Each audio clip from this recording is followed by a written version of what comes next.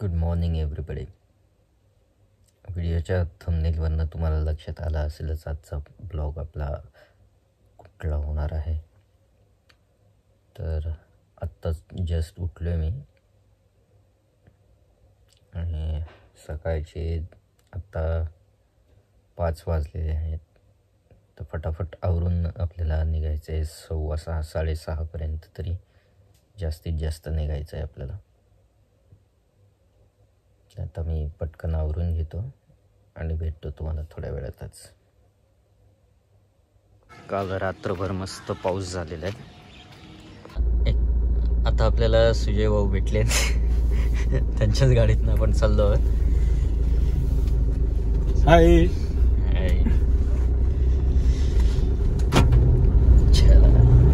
आता अजून एक जणाला आपल्याला घ्यायचं आहे पुढे. हे समोर जे दिसते इथे लोधा आहे. रोडच्या पलीकडे आत्ता आपण जांभेमध्ये चालू.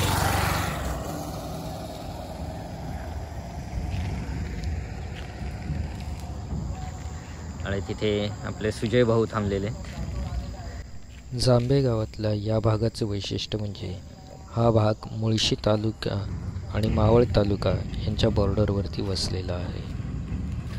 गणपती बाप्पा मोरया. आपले योगेश साहेब सुद्धा आलेले आहेत. योगेश भाऊ गुड मॉर्निंग. आता आपण जाणार आहोत इंटरनल रोडनीच थोडा वेळ तरी.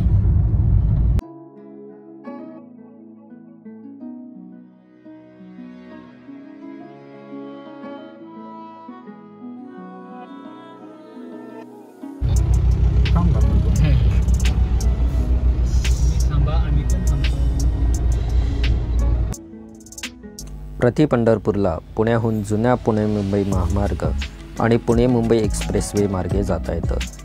जुन्या पुणे मुंबई महामार्गावर सोमाटणे फाटा येथे टोल लागतो. आम्ही सोमाटणे फाट्यावरून जुन्या हायवे मार्गे जाऊन कार्ला फाट्याहून मळवलीकडे जाण्यासाठी डावीकडे वळालो.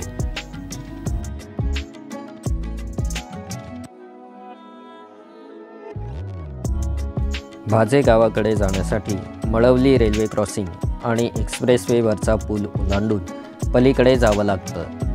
मॅपच्या मदतीने व्यवस्थित गावापर्यंत पोहोचता येतं.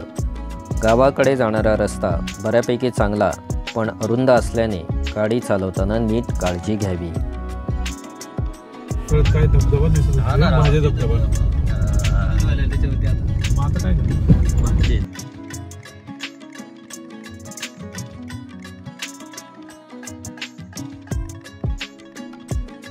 मळवली स्टेशनकडून सरळ रस्ता असून गुगल मॅपच्या मदतीने भाजे मार्गे जाता येतं.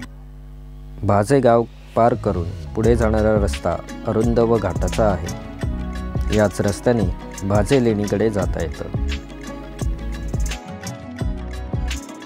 याच रस्त्यात आम्हाला भाजे गावातील लोहगडकडे जाणारे एक काका भेटले, ज्यांनी रस्त्याबद्दल आम्हाला बरीच माहिती सांगितली. हा रस्ता तीव्र चढण व जागेवर वळणं असल्यानं जर व्यवस्थित कॉन्फिडन्स असेल तरच घ्यावा, नाहीतर लोणावळ्याहून देखील दुसरा कमी जोखमीचा रस्ता आहे.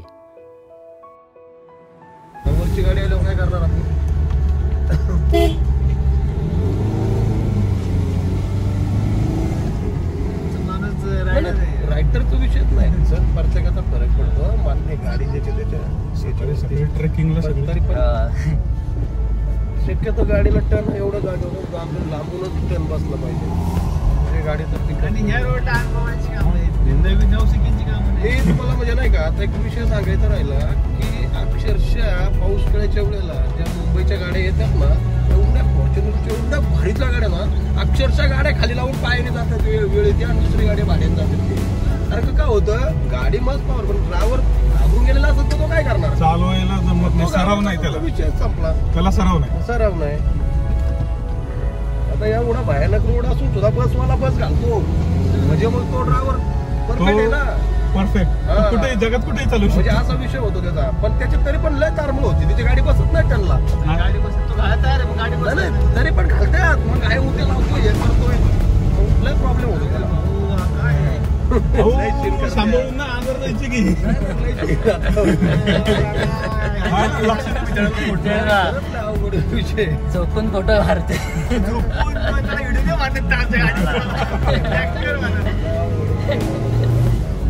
एक रील आमचा. हॅलो,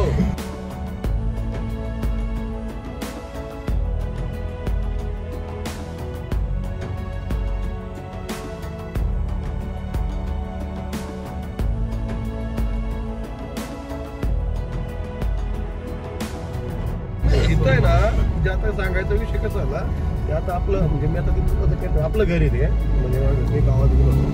तर ते इथं एवढा आम्हाला संध्याकाळच्या वेळेला सुद्धा अनुभव मिळतोय ना की जी संध्याकाळची म्हणजे आता मुंबईमध्ये पोरं आली की जी सपूरला गेली किंवा लोगडला गेली संध्याकाळच्या वेळेला का त्यांना वेळ होतो 8-9 वाजता, एवढी परवड होतात ना त्यांच्या. काय होतं की ते एकतर घरच्या फक्त गाडीचे बाकीचे पार्ट थोडे वेळ खराब झाला, पण आतमध्ये काहीच नाही. तर सरळ झाडं तोडत गेली ती काय, मोठं झाड लागलं तेव्हा ती थांबली. कुठल्या वरचा लोगडे का विसरपूर? नाही दादा, हा इसपूर, हा समोर तर लोगड तुमच्या. दोन्ही समोर येतात ना, हा लोगड आणि हा इसपूर. आता आपण आलेलो की याला जी एरिया आहे ना, त्याला गायमुख खिंड म्हणतात. हे जे आपण चाललोय या गायमुख खिंडीतून चालतोय, दोन्ही किल्ल्याच्या मधली खिंड गायमुख. लोगडी सपूर हा ही जी आहे, सकाळी आलेल्या माणसाला दोन्ही किल्ले होतात 3 वाजेपर्यंत आरामशीर आली ते. आता आपलं पती पण भरपूर त्याच्यात पाहुणा ते लोक एकूण असंच पुढे लोहगडचं तर काय दिसतच नाही आता. पाऊस झाला दादा. हा ना, बरोबर रात्री जबरदस्त. चालू झाले आमच्या घरी, सगळं भात भिजलंय. अरे बाप. घरातले आता फार जाम होणार आहे. पुणे ते प्रति पंढरपूर हे अंतर साधारण 70 किलोमीटर आहे, तर मुंबईपासून साधारण 110 किलोमीटर अंतरावर आहे. त्याचसोबत मळवली रेल्वे स्टेशनहून देखील प्रायव्हेट गाडी करून इथे येता येतं.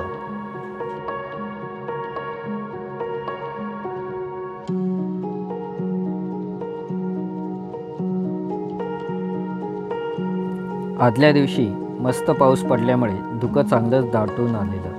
अगदी सूर्यसुद्धा धुकं आणि ढगांमागे लपला गेल्यामुळे त्याची तीव्रता जाणवत नव्हती.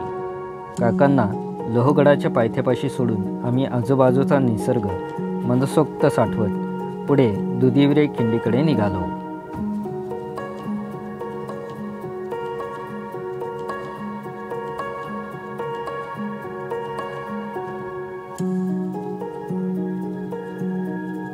घाट आवडला मला. जागेवरती आहे. पुढे तर लय भारी व्ह्यू भेटेल.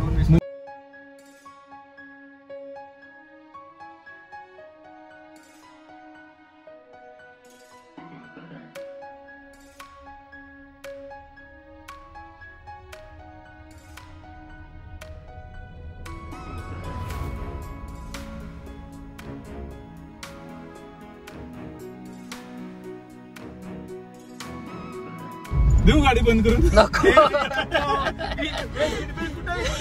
डायरेक्ट तिकीट नाही नाही, बघा. आम्हाला हनुमान चालीसा पण पूर्ण पाठ नाहीये.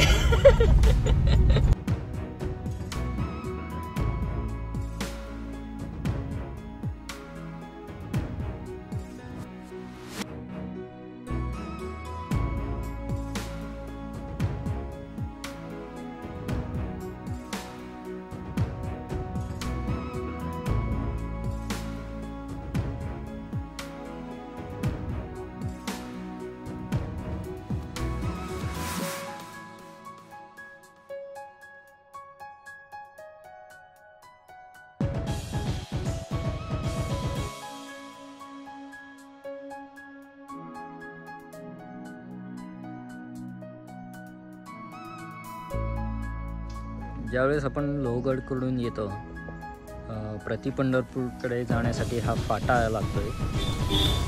हा जो उजवीकडे रस्ता गेलेला आहे हा लोणावळ्याकडे नेतो आणि डावीकडच्या रस्त्यातून दुधिवरे खिंडीतून आपल्याला प्रति पंढरपूरकडे जाता येतं. त्यासाठी डावीकडनं वळण घ्यायचं आहे.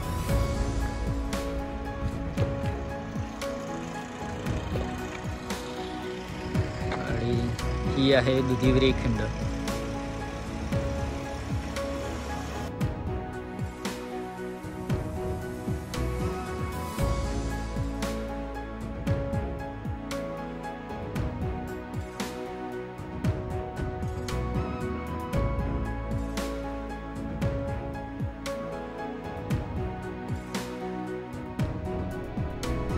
दुधिवरे खिंड पार करून पुढचा रस्ता बऱ्यापैकी सपाट असला तरी वळणदार आहे.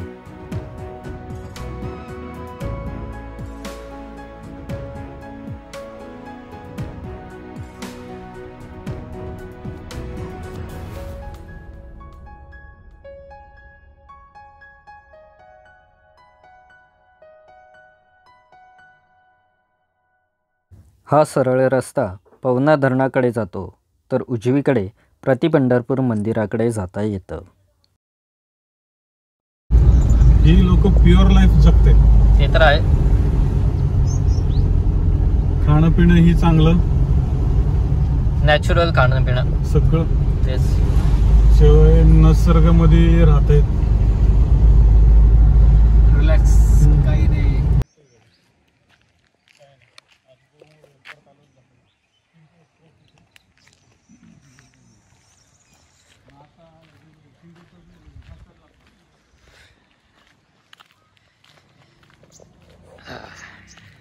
प्रति पंढरपूरला पोचलो आणि आता बघूया, जाऊया. आधी गाडी लावली, आता जाऊया. प्रति पंढरपूर तिकडे आहे की कुठे तुम्ही अजून बघितलं नाही?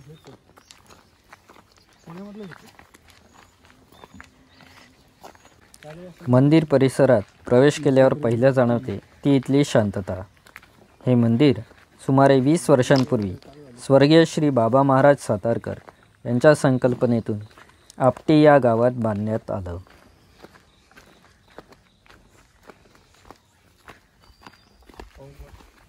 हे मंदिर विस्तीर्ण परिसरात बांधण्यात आलेलं असून इथे गेस्ट हाऊस व अनेक इमारती बांधण्यात आलेल्या आहेत. त्याचबरोबर बाग व लॉन देखील आहे. मात्र मेंटेनन्स नसल्यामुळे मंदिर परिसराची बऱ्यापैकी दुरवस्था झालेली आहे.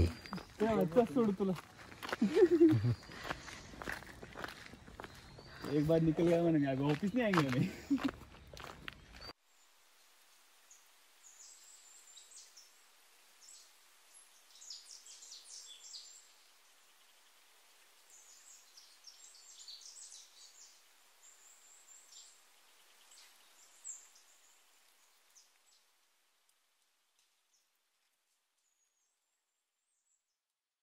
ती मस्त मस्त मंदिर असतील.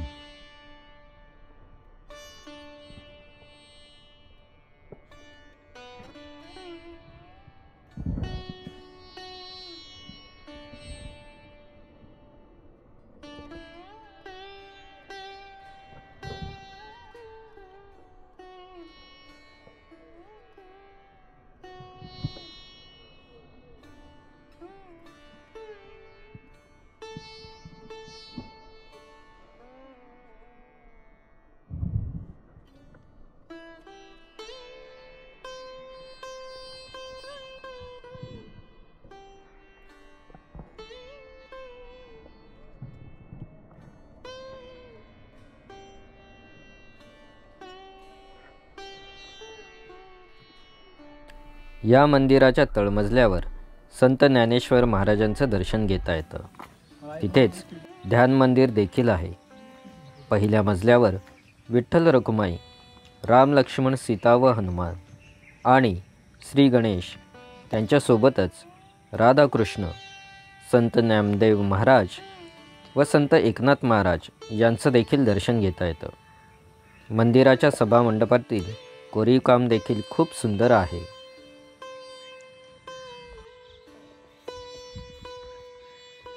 मंदिराच्या बाहेरील बाजूस आणि कळसावर संपूर्ण नक्षीकाम करण्यात आलेलं असून आजूबाजूच्या परिसरात वेगवेगळी फुलझाडं देखील लावण्यात आलेली आहेत, ज्यामुळे अजून प्रसन्न वाटतं.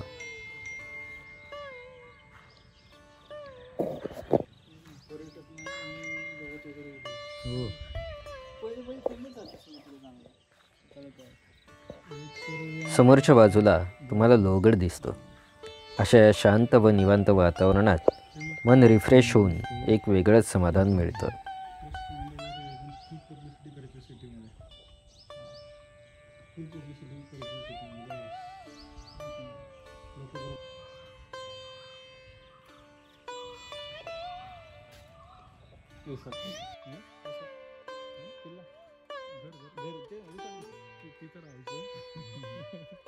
नीट फक्त चालव BSNL चालतं. म्हणून सफाई पाहिजे, नाही तर हरेला सांगितली असते.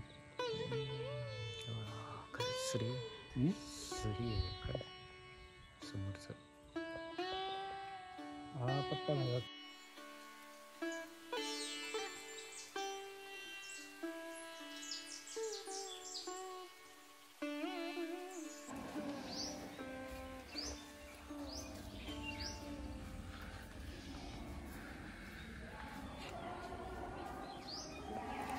निसर्गाची शांतता आणि सौंदर्य मनात साठवत आम्ही परतीच्या प्रवासाला निघालो.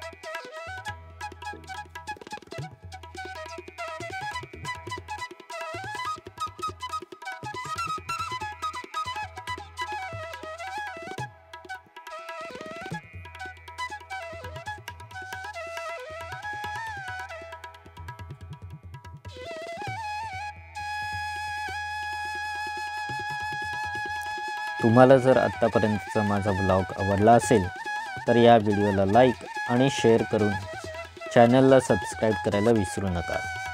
त्याचसोबत बेल आयकॉन देखील प्रेस करा आणि ऑल नोटिफिकेशनवरती क्लिक करा, जेणेकरून माझ्या नवीन व्हिडिओचं नोटिफिकेशन सगळ्यात पहिले तुमच्यापर्यंत पोहोचेल. थांबलो एक ठिकाणी जेवायला खायला. आम्ही मिसळ घेतलेली आहे, टेस्ट करतो आणि सांगा कशी वाटते. मस्त काळा रस्त्याची मिसळ आहे, टेस्ट करून थोडं सांगतो परत. तरी पण सांगतो मस्त झणझणीत मस्त आहे. मस्त. हे शिरगावमध्ये आद्या मिसळ हाऊस म्हणून आहे. इथं मिसळ बी खाल्ली आत्ता. मस्त एक नंबर मिसळ होती. टेस्टसुद्धा मस्त चांगली होती, छान टेस्ट होती. फॅमिली रूम पण आहे इकडे आणि सर्विससुद्धा खूप चांगली आहे.